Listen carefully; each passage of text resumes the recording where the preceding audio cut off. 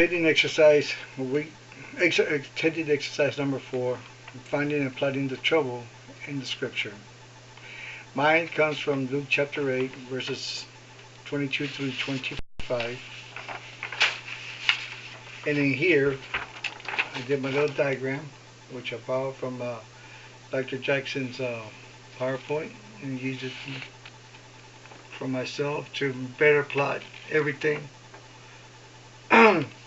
And then here you'll find the ordinary world right here, and in here you see everything going on where they're in the boat, and then we have the hints of trouble, where trouble's coming, and then we have where trouble arrives, and the solutions to the troubles, and what we learn that helps us today, the answers. And in here you'll find that in the normal world, the disciples are on the boat of faith with Jesus, and the normality of all this, we would find in this world of theirs that they're relaxing from the day's work. They're at peace and they're content because they're with Christ and they're in the boat. But as we know, as the scripture keeps on saying, the next one comes the hints of trouble arriving. And those are the storms that it talks about, which are the fierce wind, the water waves being so high, and the water coming into the boat. This is where the trouble arrives for us, where there's trouble. The storm is at full force, and then we'll put this down for a little bit.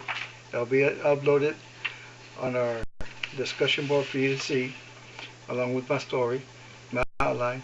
The trouble arrives, and it's here where we have the storm at full force. Jesus is asleep during the storm, and the disciples, because he's asleep and they have no guidance, lose sight of their faith. The disciples panic. And it's at this point when they cry out for help. Now the next one will be, what are the solutions to the trouble? Well, when they cry out, we'll see that it's here that Jesus wakes up. He's aroused. He rebukes the storm, and then everything goes back to normal. And this, the disciples are amazed. So what do we learn that helps us today to be able to apply this from the scripture of the world of yesterday? Well, the main thing that happens is that Jesus asked them the one question that applies for us today is, where is your faith? Like the disciples, we too can lose sight of who we're with and who is with them.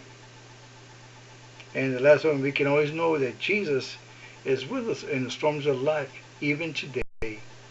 Like Jesus being with the disciples on the boat over 2,000 years ago, he can be in that boat in our storms of life today if we stay focused on him and nothing else. And with this, I conclude my presentation. I hope you have enjoyed it, and I know